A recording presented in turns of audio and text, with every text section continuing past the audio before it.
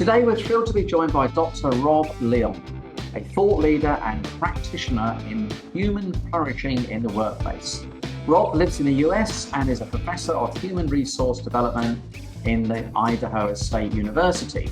He's also the co-founder of Black River Management, where he works with leaders to shape environments that foster growth, well-being, and high performance. We're really excited. We had a conversation, Lisa and I had a conversation with Rob a couple of weeks back, and super excited about this conversation today. We're going to be diving into a topic that's increasingly relevant: how leaders can navigate the complexities of something we're all very familiar with, and that is hybrid world working. How do we inspire accountability and create a sense of belonging, all whilst adapting to a changing workplace and expectations?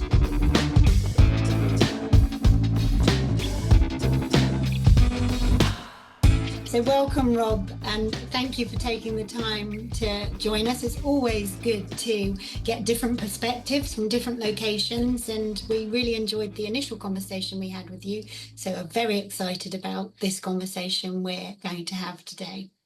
Yeah, thank you. So what we're going to talk about today is one of your specialisms, which is around human flourishing and the theory, the self-determination theory of motivation and what makes people tick and be at their best. We'll look at the topic of leadership effectiveness and what that looks like, both good and bad.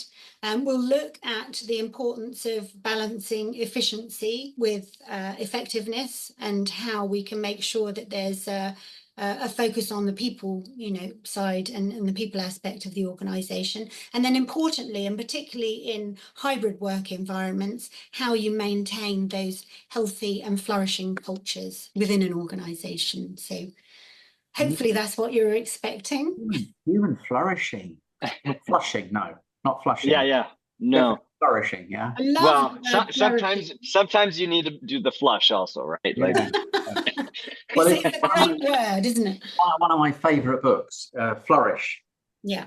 By Martin Seligman. So yeah, if there's anything to do with that, it's going to be great. Awesome. Well, I'm happy to be here today, and thank you, because we've already reflected on this, but our first call, it lasted a long time. We blew the barriers of our time block, but also it was fun. It was dialogue. It was conversational. So I'm looking forward to this because I'm just as curious about these things as it relates to you as you are as me. So maybe just tell us a little. I know we've done a little intro there, but yeah, just for the people listening, maybe just talk a little bit about the kind of work that you do, what you really enjoy doing, both perhaps in your own consulting firm and at the university. Yeah. So as you mentioned, thank you for the nice introduction. Also, a professor of human resource development at Idaho State University. And so our program looks at pairing people at the graduate and undergraduate level to really move into leadership roles in the organization, right? And so the nice thing about our program, and this is what I love, because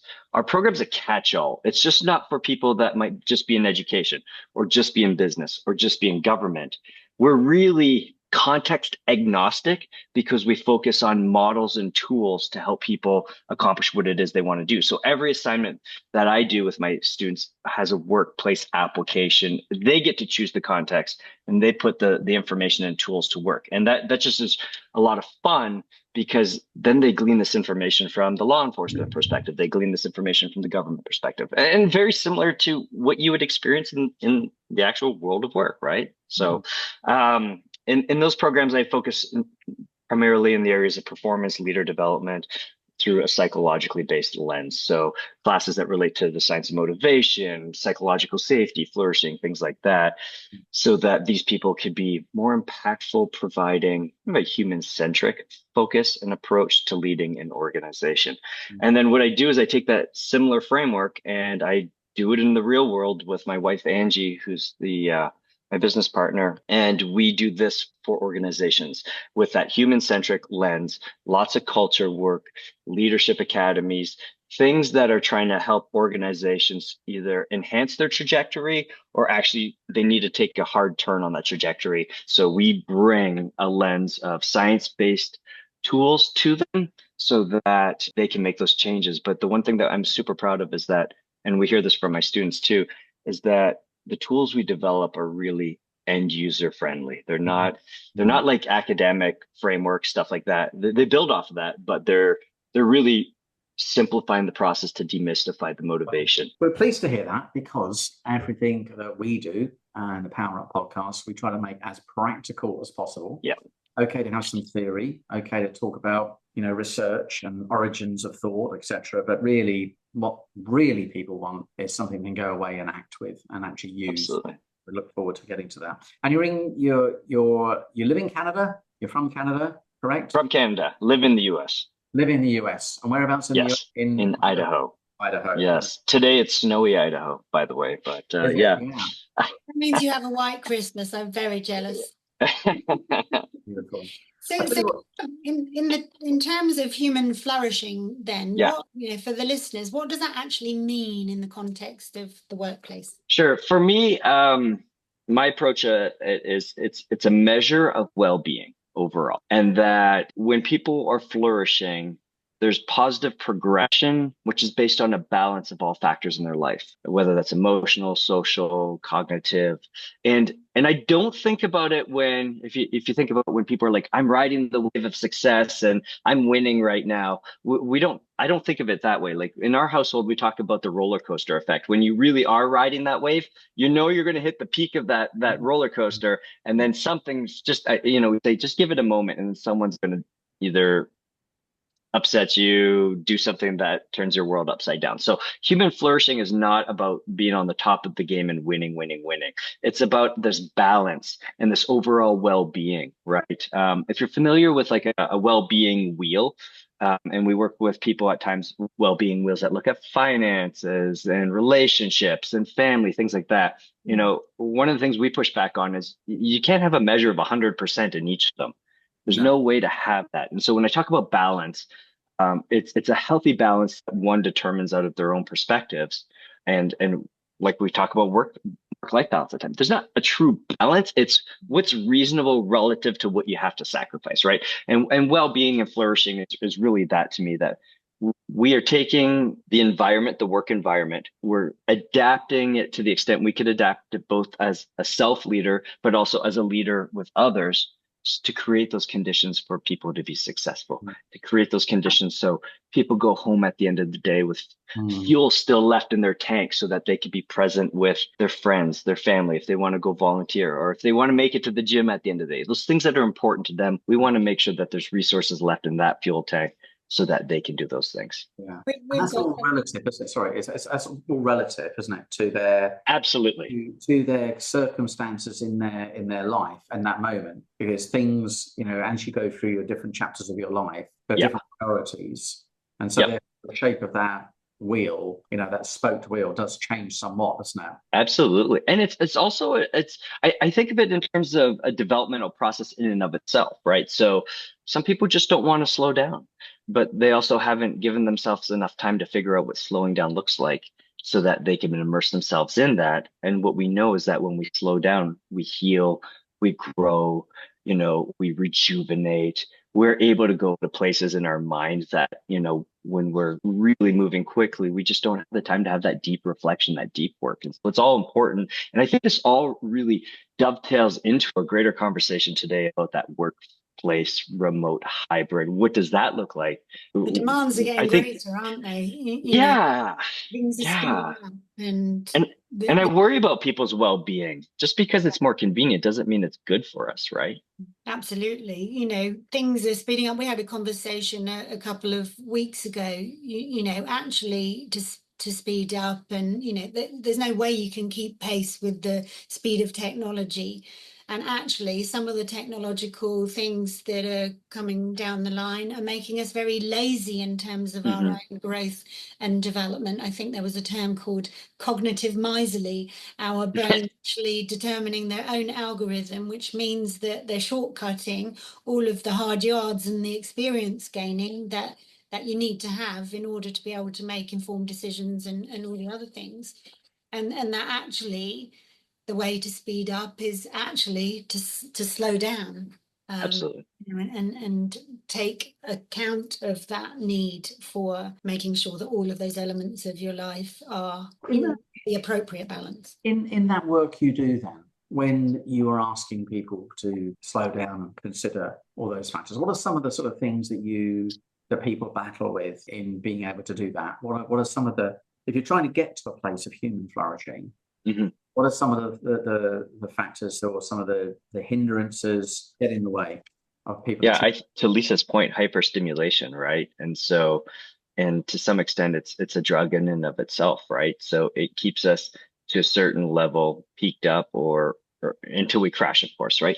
But it's a process of bringing awareness to that, right? That how are we living? What's our level of self-awareness? Is this working for us? Is this where you want to be? Is this structure meeting your interests and your needs? And eventually, if you even get to this point of purpose and passions, and how do we find balance with that? And that conversation is often a large group conversation that is directed in terms of me directly to an individual, asking them to process it as it relates to themselves. But then what we eventually roll into is, so what does this mean for work and your organization and your strategies? And part of it is just because it's, like I mentioned, convenient doesn't mean it's healthy or right. And so that's one aspect of it. The other aspect of it is actually a little bit of renorming and having some dialogues around what I've observed with the self-talk and team think and team talk of I'm super busy and how that influences others and people start to adopt that language. And language isn't always reflective of what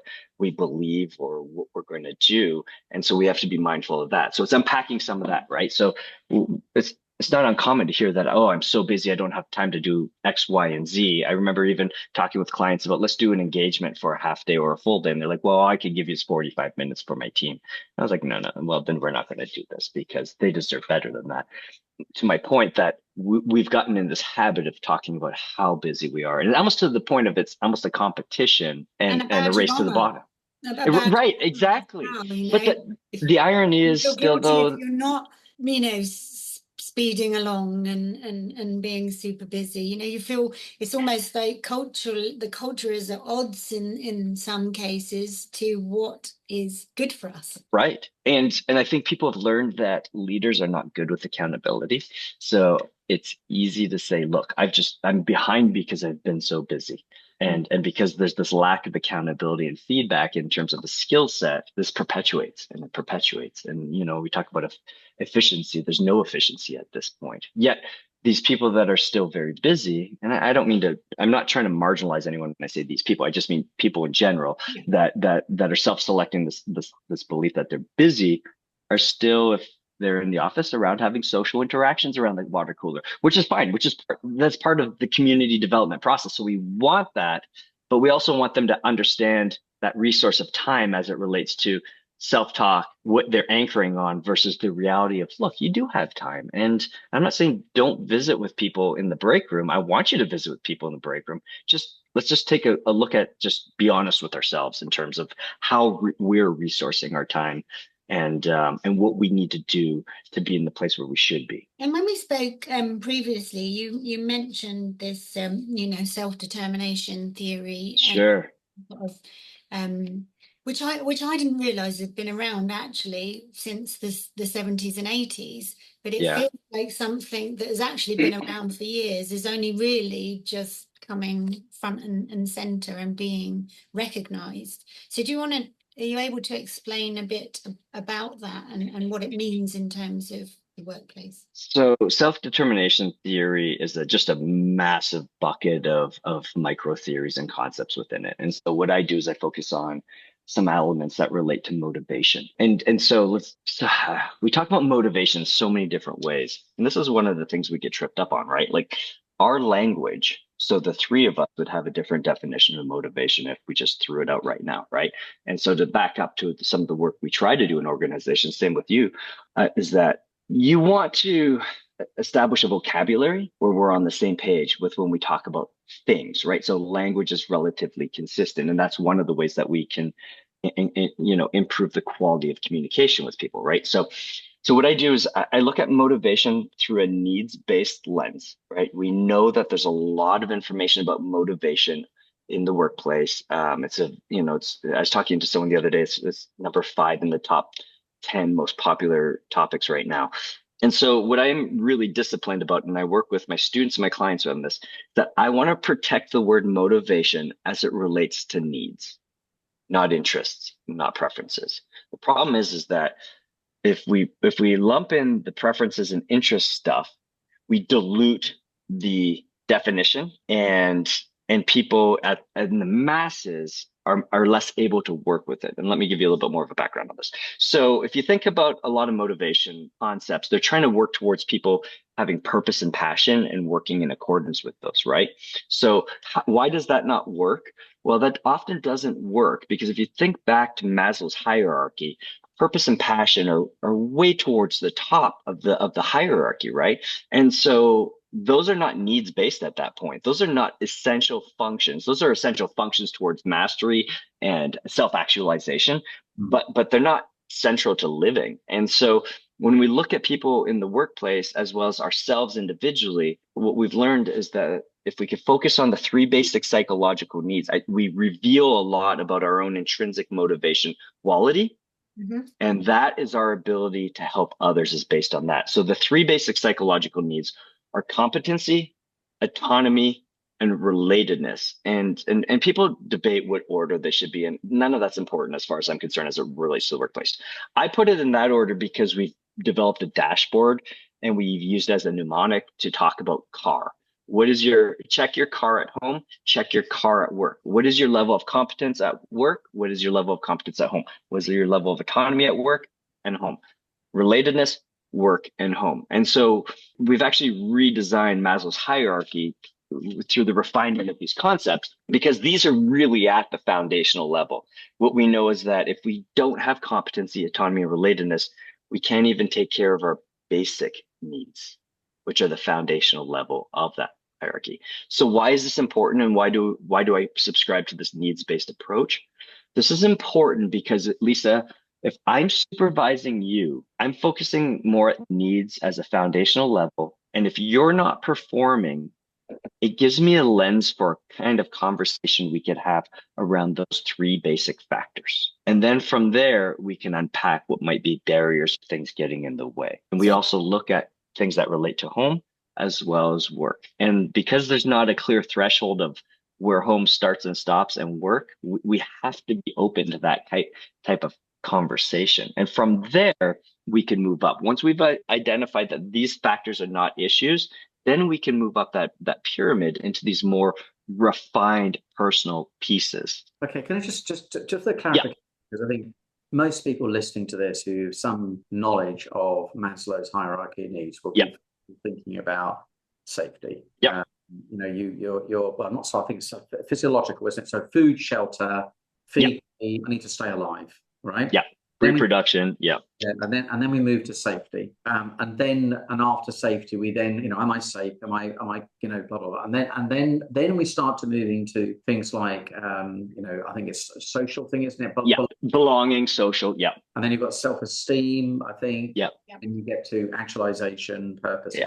So with your competence, autonomy, and relatedness, I can see where some of it fits in, but what level does that fit in? So what you're basically proposing here is that we need the idea that motivation can flow from purpose is not as strong in the first instance as motivation that will flow from the things that you're proposing, the more immediate things we can feel. Is that what you're proposing here or not? I very close. I'll tweak that slightly. That we can't have this conversation about purpose if you're struggling with more foundational factors.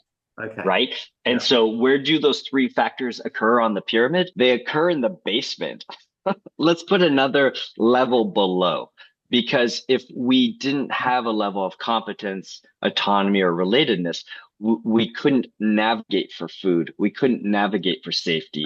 We couldn't reproduce. Okay. So it's a theory that's actually not unique to just humans. All organisms have this basic three-factor framework to them. Even a single cell organism has to have competence in order to survive, independence to do what it needs to do to survive, and relatedness in terms of connection to a greater system to survive. I'm just interested to, because I think that from a practical point of view, I'm trying to think about how would people be thinking about the need of competence as a source of motivation. Am I immediately thinking I need competence to be motivated? Is the desire to want to be competent in something? Right. Am I conscious of it? That's what I'm trying to get to. Yeah. So, what you're pointing to is kind of the limits of our mainstream effects on language and topics, right? So your question is based on the premise that I have self-awareness, right? And let's make that assumption that not everyone has the same level of self-awareness, right? Tasha Eurich's work demonstrates that,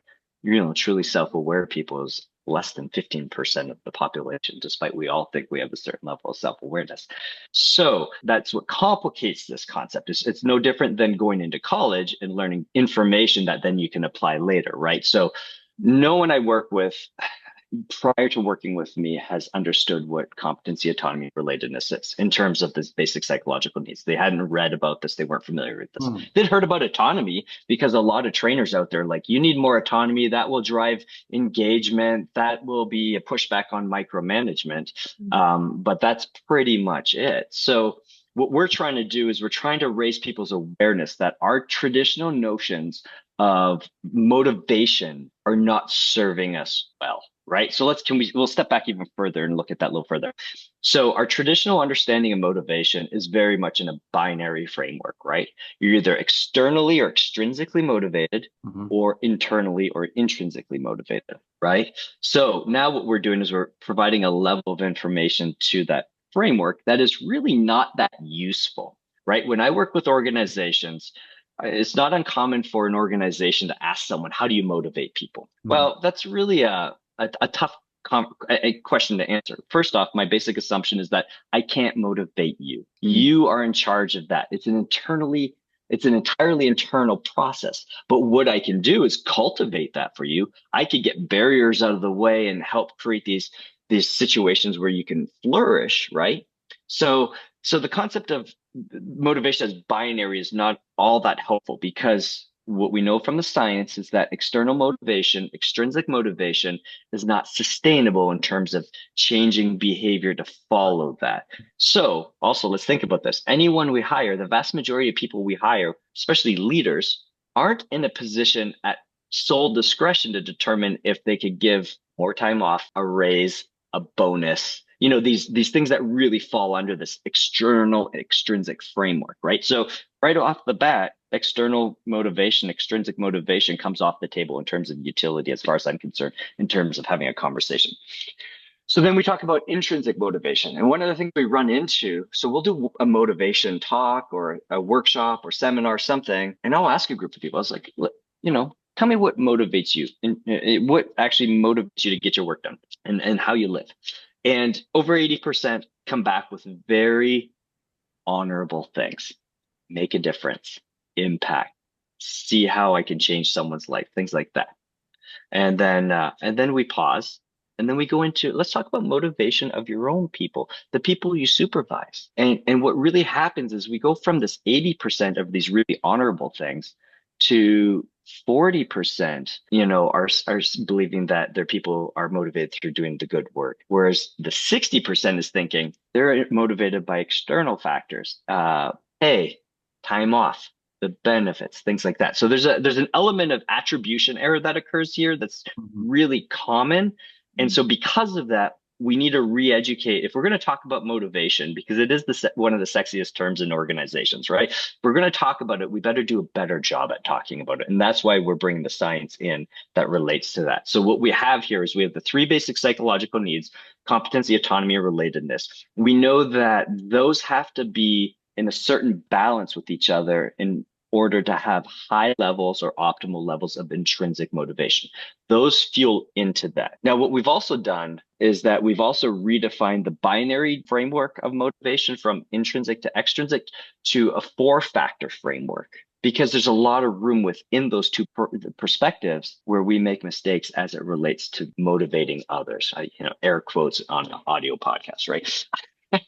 that we have to help people understand that how their actions of imposition are actually demotivating people, or their actions of alignment are actually enhancing the level of intrinsic motivation in individuals. Anyways, to your point, people don't have the awareness about this, so we got to start somewhere. And so once we present these things and we present some of the stories that surround this, it becomes more clear that, oh, now I have a mechanism to think about how I'm doing in terms of my work life and my personal life. How am I in terms of competence in my relationship with my loved ones? How am I in terms of autonomy with relationship to my loved ones? How am I in terms of relatedness? Is that cup really being filled in my personal life, or maybe do I need more of that for my work life? And so what we're trying to do is enhance self-awareness so that people could start to self-monitor and advocate for themselves in a more accurate way that's actually tied to factors that we can do something with. Just to give you an example of how, when I say accurate way, so one of the things we see in interest surveys and engagement surveys is people say that they're not appreciated enough, right? Or they don't get paid enough for this.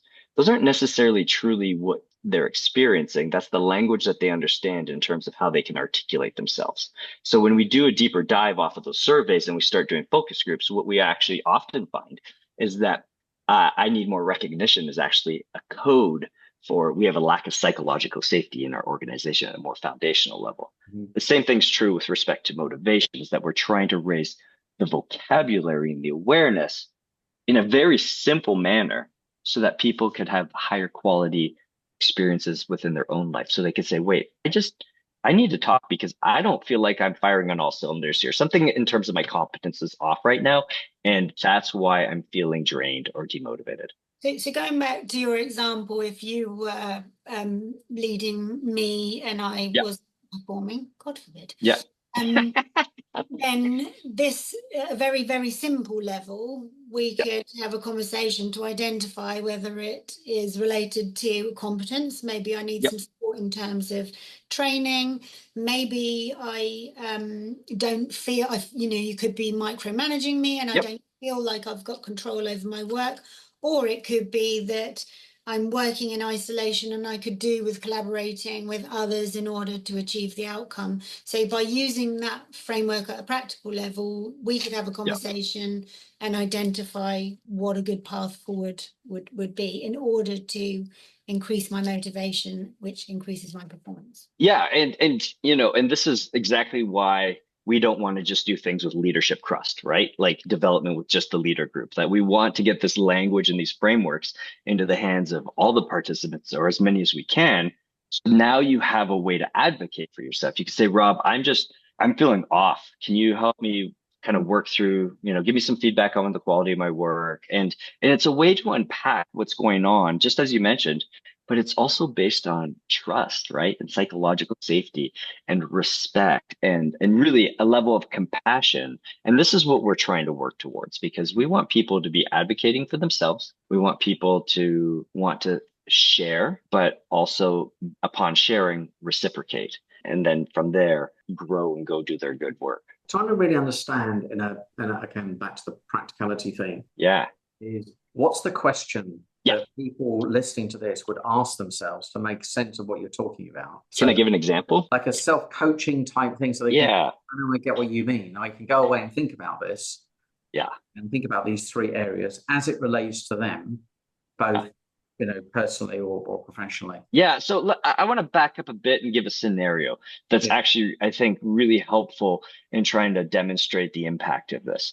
So I had a CEO I was working with reach out to me, and she said, Gloria is not doing her work and I'm not sure what to do with her. And so that's part of what our arrangement is more business advising and management leadership advising, not so much coaching. And so I said, well, let's talk about it. Let's essentially check her car. We use the concept, and let's talk about Gloria and what's going on so we can get to the bottom of this. So we begin a diagnosis process. So I said, so did you check her car? And she said, yeah, and it checks out. I said, okay, well, let's just go through it together to make sure we're on the same page with how it checks. So talk to me about Gloria's competence. Well, she's not competent. Well, what do you mean she's not competent? How long has Gloria worked here? 2 years. You mean to tell me that Gloria has not been competent at all in 2 years time frame? Oh, no, that's not what I'm saying. What I'm saying is that by 6 months in, she was nailing it. She was training others. She was coaching others. She was helping others, but she's not competent anymore. I was like, okay, well, let's just really be strict about our definition here. Competence, right? The ability to do the job correctly, consistently. We don't devolve in terms of competence. Our competence diminishes if a situation shifts or changes, right? So let's just use a software system as an example. We decide to change our software database system that we all have to put information in. Well, I go from being fully competent in that area down to diminished because it's a new system, it's a new introduction. So training, stuff like that helps raise that competence again. The other time we'll diminish our competences if we have a traumatic head injury, really. Like outside of those kind of two situations of change and injury, there's a limited chance that someone would regress in terms of their competence. And that was a conversation we had. So, Gloria is still competent. There's just something getting in the way of that competence. So let's take this a little further. Let's talk about autonomy. What's going on in the work environment there? Is there a new manager? Could they be micromanaging her, diminishing that level of autonomy? And the CEO says, no, everything's the same. The team is the same. There's no new leaders. Nothing's changed there. I said, okay, so that checks out. Let's go over to relatedness. Let's talk about that team a little further. Any dynamics, little team drama, things like that? She said, no, nothing's changed there. All the same. Really, Gloria is really just the problem here. I said, okay, so let's check her car at home. Would you find out? She's like, I don't check her car at home. I don't talk about their home life or pride or do lunches, happy hours, stuff like that. Very separate, right? I said, well, I think we need to check her car at home because there's more to this than what we've revealed.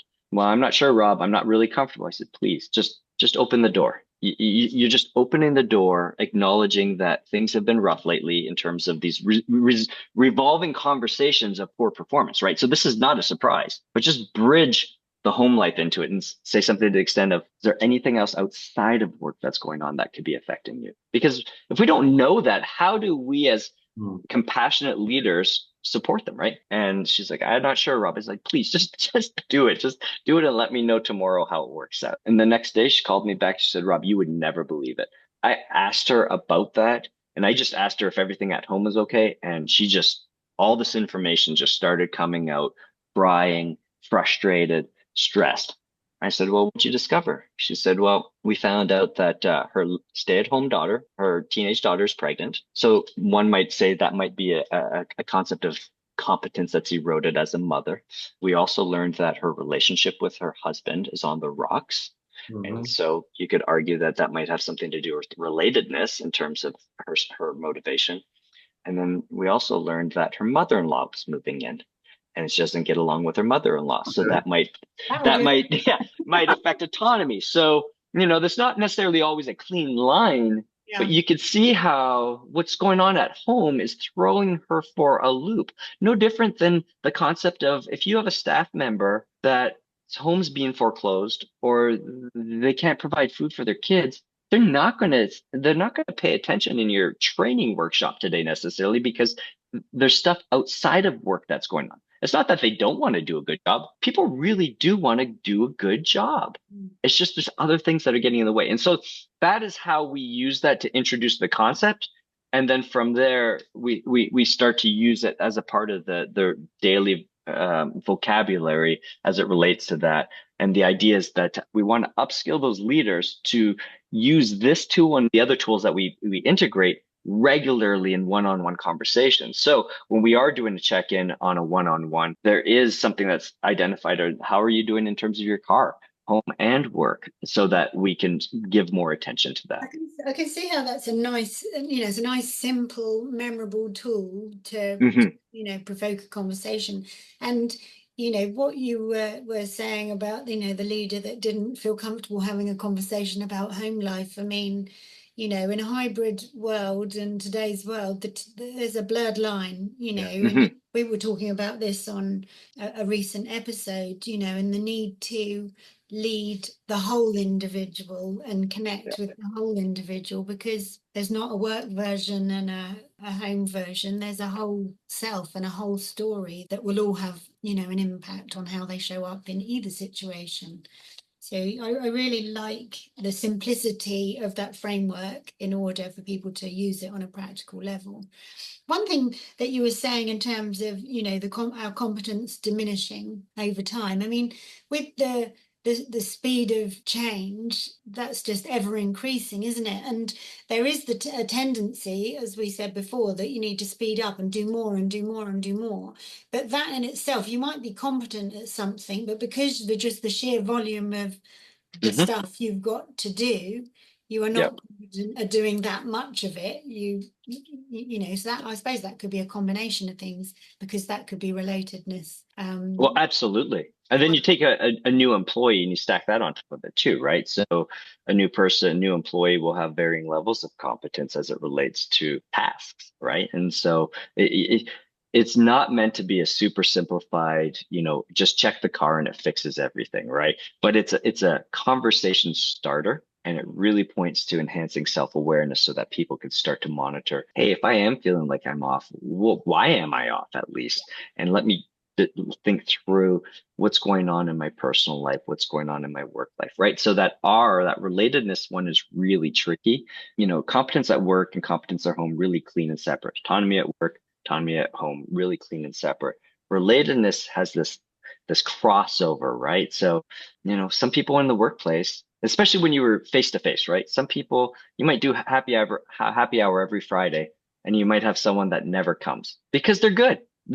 Things in their life are good, but you never know when they're not good anymore and they needed to be invited to this next happy hour, right? So there's this energy that goes back and forth between the two that some people need more, right? That's what we heard. That's part of the problem with remote work, is that for some people, they needed more interaction. They needed more camaraderie. They weren't getting that.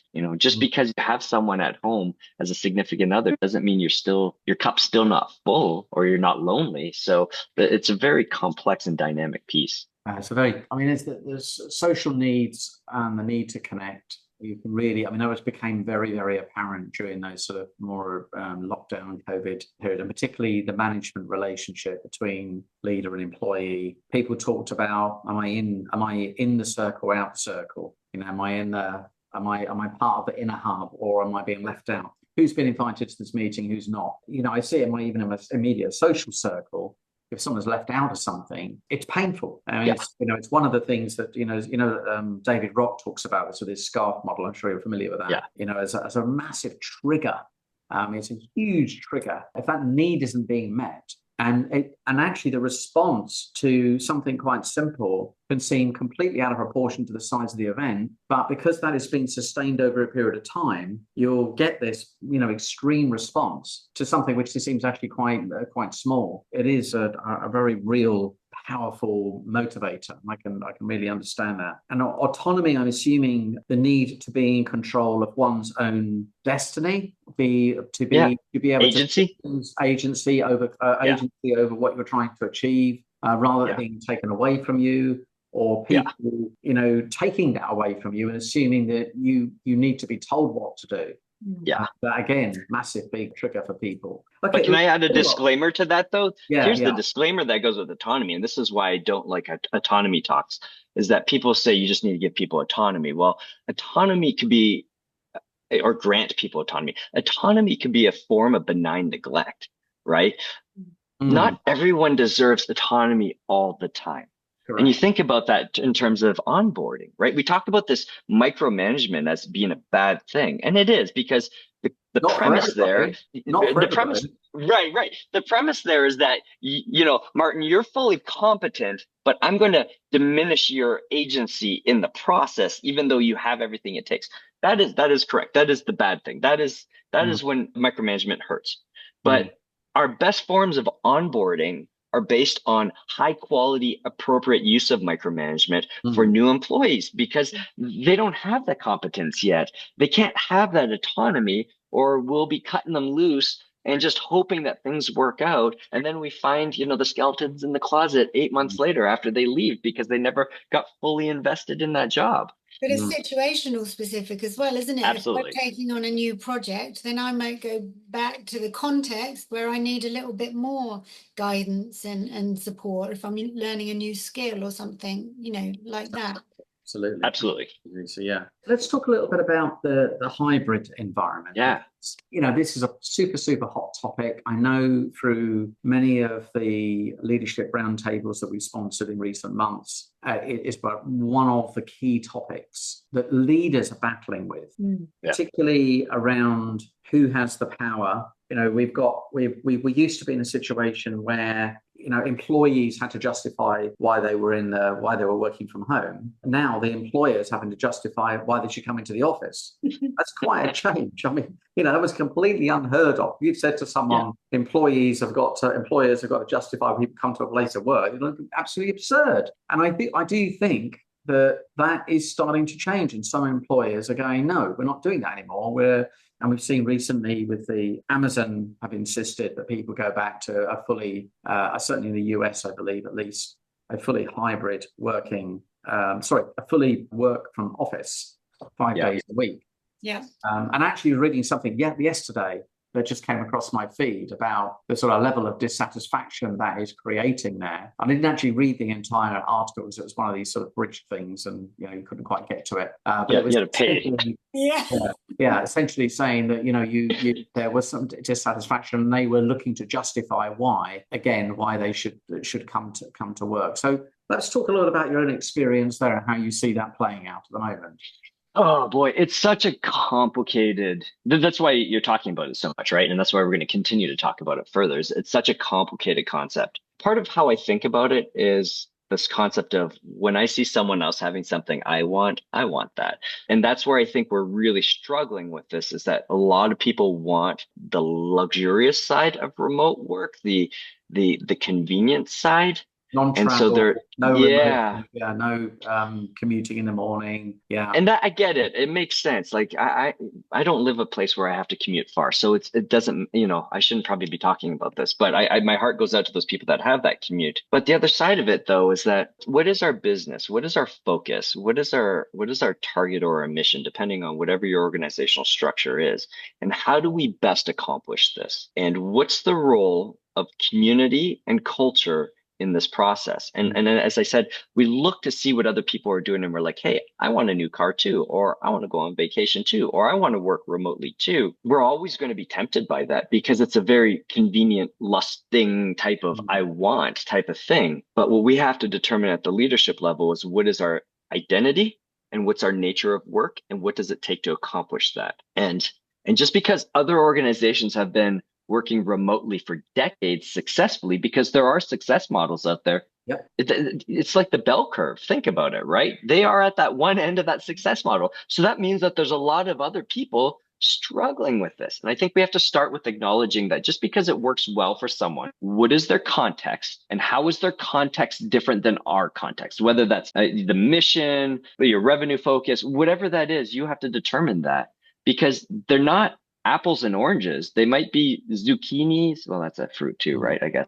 And, and coconuts. So we actually have to either make a decision to return to what it's been out of simplicity, or we need to do the hard work of determining what is our strategy and what does that look like? And is it actually possible for everyone, all job functions, to have the same level of flexibility? And in a lot of organizations, the answer is no. And then that further complicates it when, look, you're telling me I have to return to office because I'm front facing and Lisa can stay home. Even though our job descriptions are very different, it still doesn't sit well with me, right? And so I think that's where a lot of that this rest is coming from, is that we still want what we want. And like I said right at the beginning, just because it's convenient for us, it doesn't mean it's healthy for us. It doesn't mean it's good for us. And so it's that management and oversight of all those factors in determining what does our return to work policy look like? What does our remote work look like? Or what I like is a high flex framework that gives the opportunity for people to utilize it when they need it, when it's an opportunity for them. I could see there, as you were speaking, how that could trigger off another major, trigger, and that is justice and fairness. Yes. Which is very, very strong. Because as I'm listening to you, I'm thinking, well, okay, yeah, I can see why, I reluctantly can see why I need to be in the office. But It's all very well for you. It doesn't seem fair. Yeah. But Right. so I mean, that would be quite a brave move, I think, on the part of an organization to say, right, anyone in marketing who is working on this collaborative project together, we need to see faces, we need to get into a room, we need to brainstorm, we need to come up with ideas, we need to move away, we need to do our stuff, we need to go back in the afternoon, in a more dynamic environment. You need to be in the office 5 days a week. Right. But you folks who are fixing, people's desktop computers remotely, you can do that on your own. I think that's quite a brave That's what's tough. thing. Yeah. I think that's another level of complexity that I hadn't really possibly considered, having sort of multiple rules in the same organization. And that's why I think it is so complex. Good luck with that one. A lot of the conversation is around, what employees want and what is the best frameworks, for employees. In terms of leaders and leaders making sure that they are meeting or supporting the car needs of their teams, the leaders that you work with, what do the best do in terms of engaging a hybrid or navigating the complexities of this new world? What sort of best practice do you see out there? Well, before I get to that, I just want to set this up so that I'm not misread by what I'm about to say.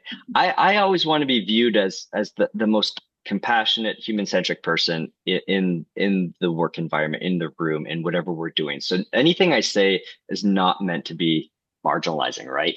But this concept of what do people want, I think about it in terms of my kids. Would they ever get to school on time if I just let them do whatever they want? So once again, just because it's convenient and just because I want it doesn't mean that's what's best for a system. It doesn't even mean it's best for me. And that's one of the things of, right to your point, Martin, we've given away the keys in this situation. And that's one of the things I never want, is I never want the reports to be holding the organization hostage to their demands when they're not necessarily always consistent or on the same page. So Lisa, getting back to what you asked, can you ask that again? Do you remember, so I could be more exact? It's a really complex environment, and a lot of conversation is around what the employees want. Yeah. It's difficult, and leaders, there's a new set of skills that leaders need in order to navigate the complexity. So of the leaders and the organizations that you come across, what are the best doing to help that? So that human-centric humanity aspect is our safeguard against these problematic issues and challenges, as well as our safeguard against AI, right? That by being human-centric and cultivating conversations, right? And now we're getting back to skills again, in terms of, do we actually have the skills as well as the resource of time available to accomplish what we're about to talk about here, right? So part of it is, it's not always a top-down decision, right? At times we can flatten our power distance in organizations between leaders and reports to share in the decision-making process to some extent, right? So when Martin was talking about all the marketing people have to be in 5 days a week, that could possibly have been handled in a way that it's like, let's look at some models collectively as a team. I hear you talking about you want more remote work. We're missing some of the ideation and generative concepts that Slack can't replicate, that us sitting in the same room create. So how do we accomplish this, as well as, honoring some of our own wishes for flexibility, right? And then have the team be a part of that conversation to determine, what does this look like? Because when we put it together as a group process, we're going to see some different things emerge. We're going to see people testing assumptions, realizing in some instances they're not alone. In other instances, they're way off base as they talk to their peers.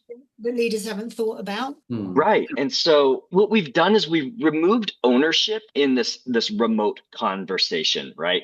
And so I talk about these 4 or 5 I's that cultivate community, that I think is possible, and it is possible, I know it, depending on the structure of the organization. When we do these things, we look at these 4 I's to say, how do we foster greater engagement? Well, we foster it by involving people in the process, right? And when people are involved, they become more invested in that process. And when they become more invested, they become more influential over others and the team. They carry more weight. This is culture growing around a concept, right?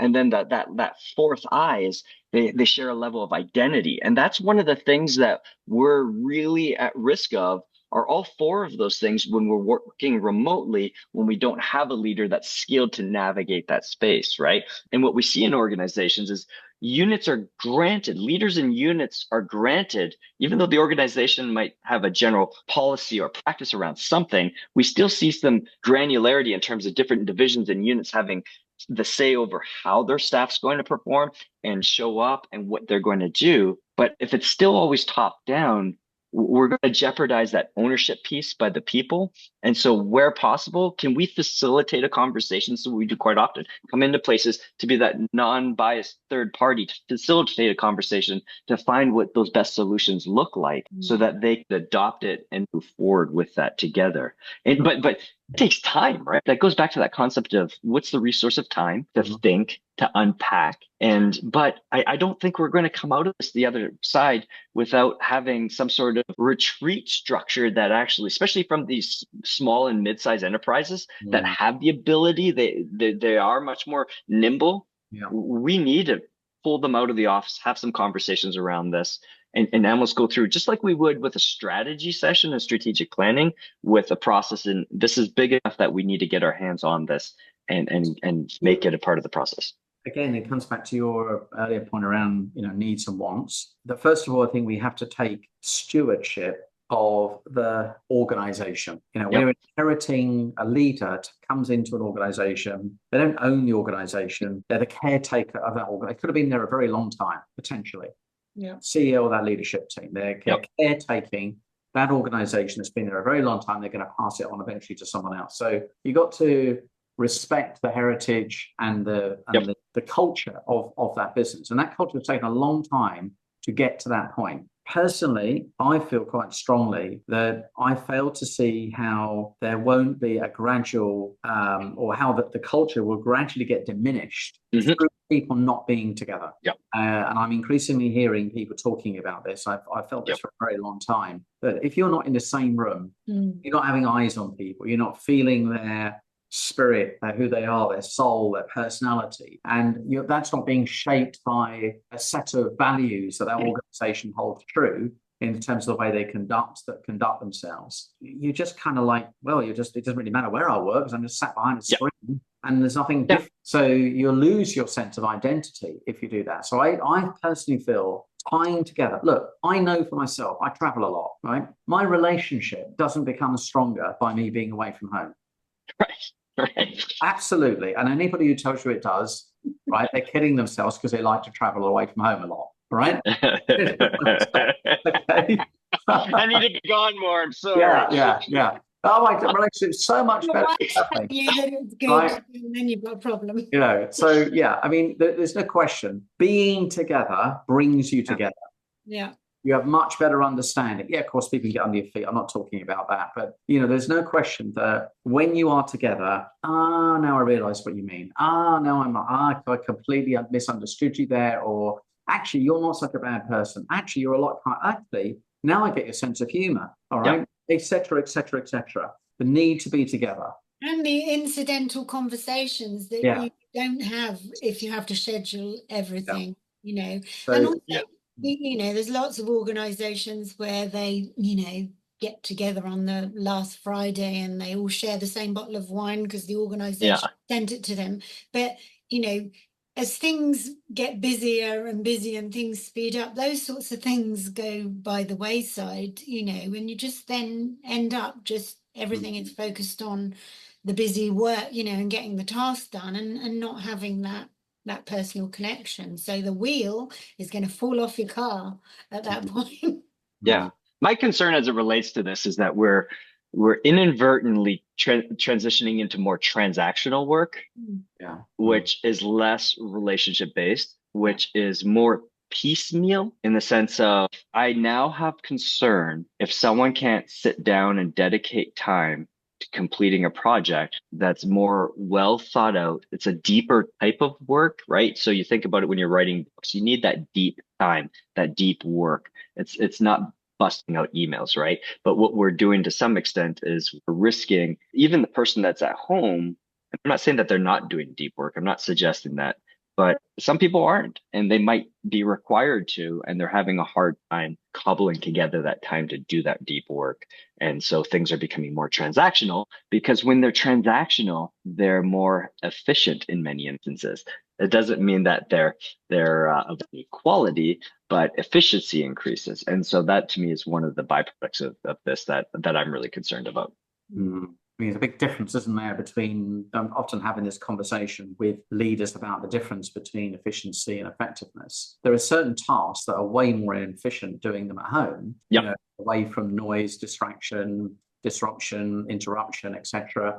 You can get your head down and get it done. But there are many, many things that simply, yes, you can get through the meeting efficiently, but has it been effective? Have people been heard? Have been listened to? Have they been valued? Have they been able to contribute their point of view? Have they, as using one of your eyes, have they been involved? Etc. So in planning your week, in thinking about where are some of the tasks that we need to do, where we really need to be together, and putting a high value on, yes, we're going to have less effectiveness, but people are going to still want to stay at your company.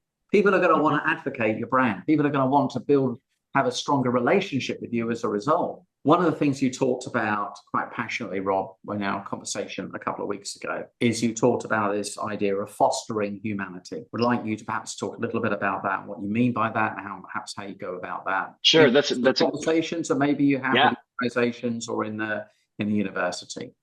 Yeah, going back to our remote, which touches on this, I think we're sleeping in the bed we made at this point, because we didn't and we haven't historically given enough attention, and once again, using generalizations, but a lot of organizations haven't created human-centric, culture prioritized organizations. And I really believe that the emphasis of and quality of culture becomes the grease to the gears. And so now what we're doing is we're trying to pull back something that in the past we never gave attention to, perhaps, in terms of quality of cultural experiences and camaraderie.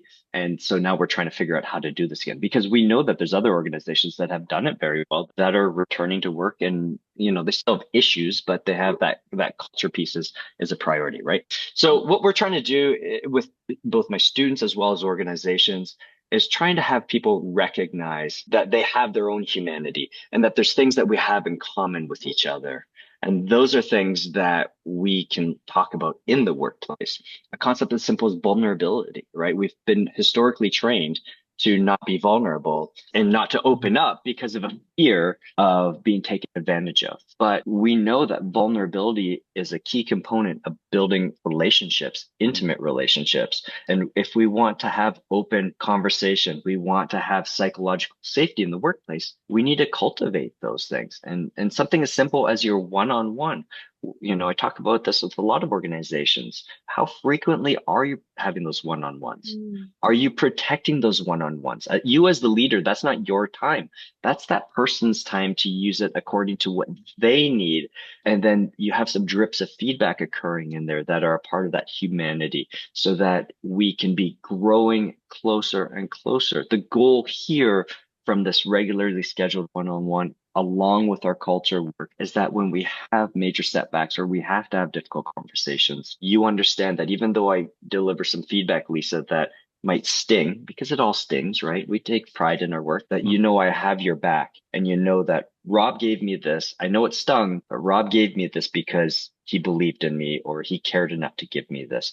And so what we're looking at are we're slowing the process down. We're trying to carve out more time for conversations that are related to some of the investments they made in terms of training and development, so that they can use those as both tools, they can peer coach, but also start thinking ahead. And I get that it's tough.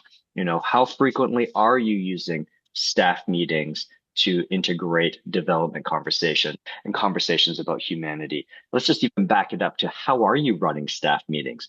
Are you running generative staff meetings that are engaging, or are you boring the pants off people because they're just report outs and they're poor uses of time, which to me suggests that I don't value your time if I'm running a crummy meeting.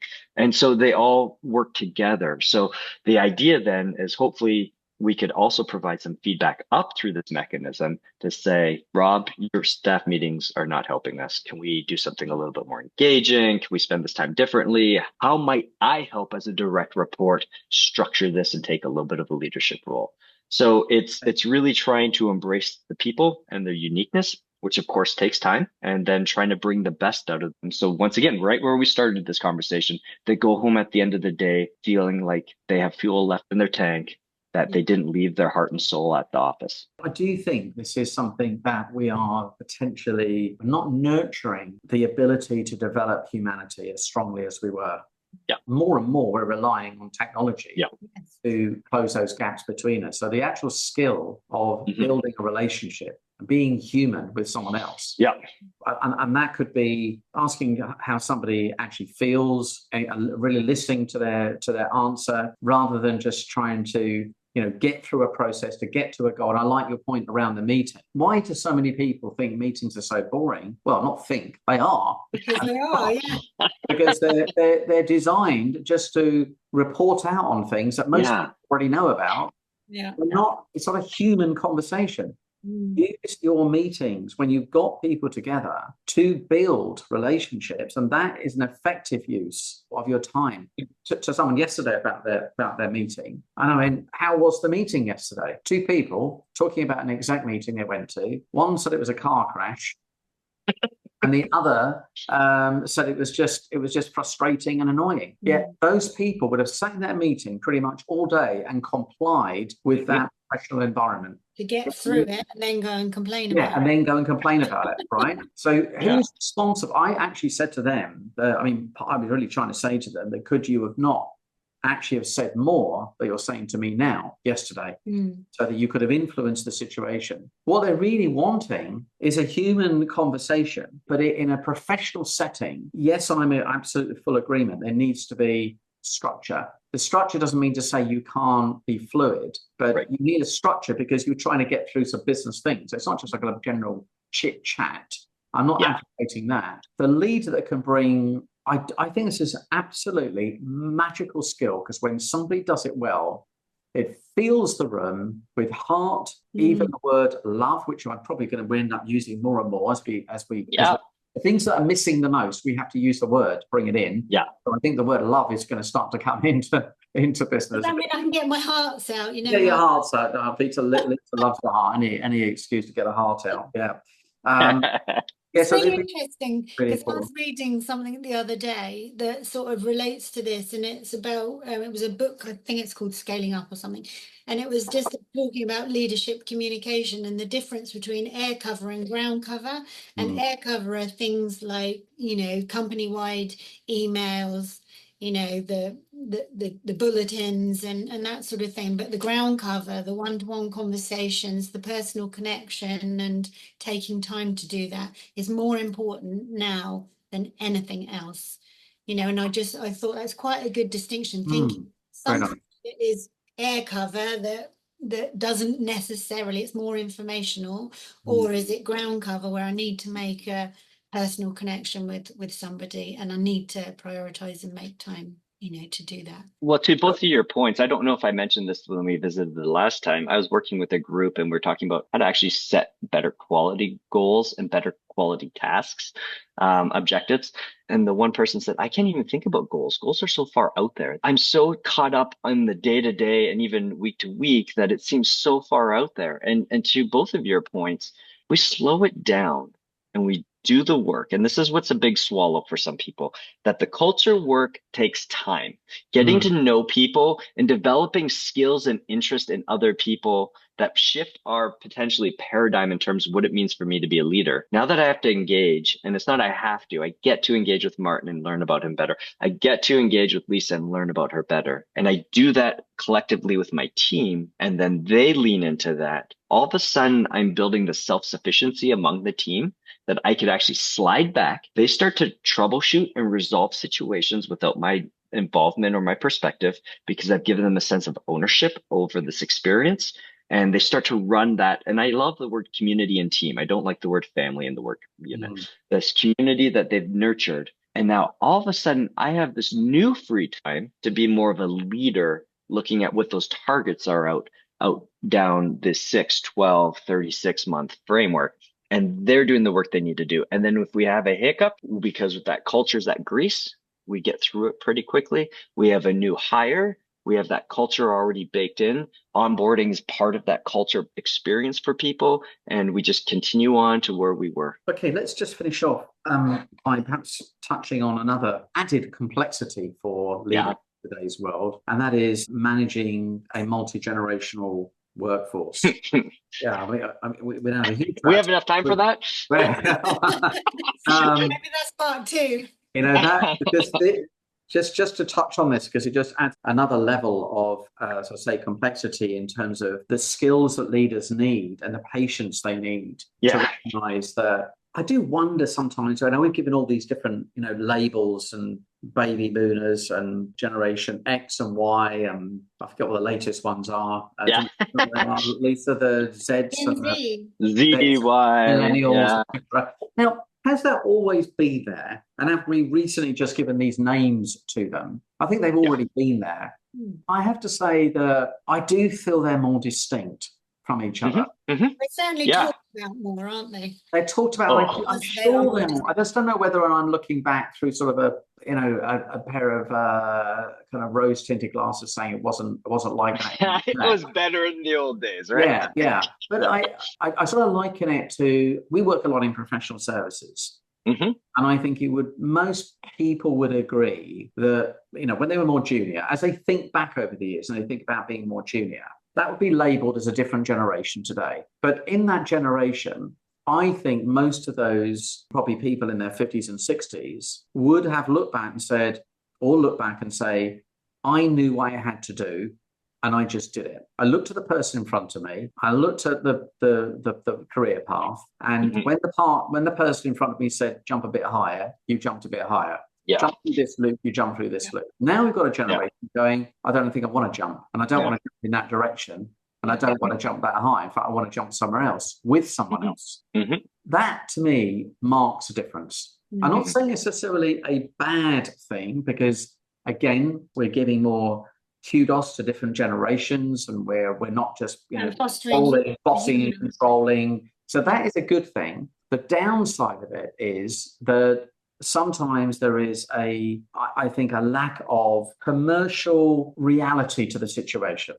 Right? The way organizations work and the way that, if we give in to all these various different demands, costs a lot of money. As you were saying earlier on, what people want, they can't always have. Even though we'd like to meet that want, if we just gave away to all people's wants, we potentially would be in a bit of a mess commercially, in terms of a profit. So in terms of, being profitable, I think that there's some good and bad stuff around this. And I'm not saying that, I think I like the fact that people have got a stronger voice. But I also think that there needs to be some sort of balancing out in terms of what we feel we actually can give to these different generations.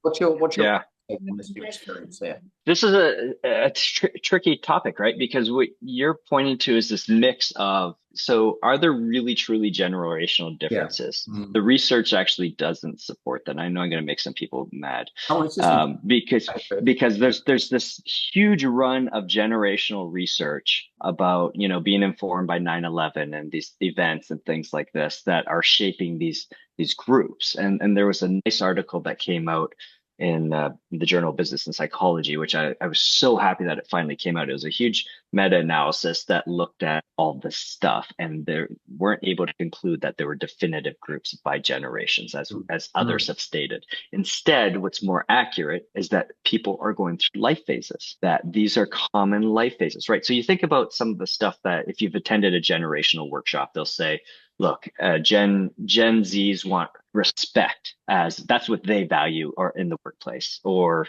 boomers want respect, or I can't remember. My point is that we always process that out saying, wait, don't you all want respect? Isn't that important to all of you? And they're like, yeah, that's important to me. So there's that concept. But you're right, Martin, in that things are different in terms of compliance. That's what my experience is. And I had this conversation, I can't remember, I think it might have been with my wife, about there's no more kids table. They're all sitting at the head table now, right? Before it was you sat at the kids table for the holidays, Yeah, and you can see how these Well, actually, structures are it's now very the adults. hierarchical Yeah. that played into, yes, I do, I comply. And so that to me is what the main difference is now. That and the economics of the times we're living in and the things that we've afforded our people in our communities, our families, our children, stuff like that, and how that's shifting their level of ownership, entitlement, all these different things that complicates that. But at the end of the day, and we go through this whole conversation with clients, but at the end of the day, what has to happen here? Look, we need to make sure that we have the skills we need to have difficult conversations with people that are not in compliance with what they need to be doing. We need to have the skills to offer them feedback and then to coach them through those feedback transitions. Just because someone says, you mentioned that a certain generation may be like, I'm not interested in doing this today, then what's the accountability measure there? Right. So what's happening is that we're lacking some of these really fundamental skills that apply to everything we've talked about today, right? The lack of these skills and accountability and feedback are actually exacerbating everything that we've talked about today. And this is, if we had to pick one area to really upskill our society, it would be these love-based, use your word, compassionate, difficult conversation situations, as well as the skills that feed into that so that we could overcome that. Because at the end of the day, accountability, I did this workshop and we talked about professional values, and 3/4 of the team said accountability is their professional value. And before I go into some of these sessions, I'm also keyed up on who's missing the point and things to listen for, right? And the interesting thing was the people that were saying accountability was their most important value in the workplace weren't holding themselves accountable and weren't holding their peers accountable. So there's this disconnect between our values in some instances and the skills to live according to our values. And I think that the generational pieces are always going to be there because it's just not generation, it's culture, right? How do individualist cultures differ than collectivist cultures? And then we have these diverse workplaces and allocentrics versus idiocentrics. I know I'm getting into a rabbit hole here, but those are as much things to talk about as generations are things to talk about. And we're not talking about that. But regardless of all 8 of those categories that we just talked about there, our skills to do the things we need to do are essential for all these solutions moving forward. I think that's probably a good conclusion and a way to bridge the challenge of that complexity I spoke about. Yeah. I absolutely, as I listen to you, I'm thinking absolutely right. All of this, everything we're talking about here, points to the fact the leader needs to be more skillful. Yeah. They need to be skillful at one thing. They've got to be skillful at understanding, managing differences in people, being able to navigate these difficult conversations where there are because what we're really demonstrating, to use the word compliance, which I think is a good word, there's less willingness to be compliant. That just means that you simply have to have a much more, whereas before I just went along with it, but I wasn't feeling it. I wasn't agreeing with you. Yeah, you're compliant. Suppressed, right? Now, that's out the bag, and I'm feeling more confident about expressing my point of view. So guess what? You as the leader need to be more skillful. I mean, I was saying to someone this morning that as a senior leader, don't criticize somebody who has less skill than you. Be more skillful. Learn how to elevate your own skills to help that person see something. Don't make them wrong. If they don't have that skill level, that's not for you to judge them. It's for you to be able to help them to see the difference. And all of that made easier through this human connection. Human connection, exactly, Lisa. You're absolutely right. If you've got the human connection and you're being human and you've got that bedded down, that relationship down, then it makes all these things a lot easier. Because people honor your intentions a lot more than your interpretation of your behavior.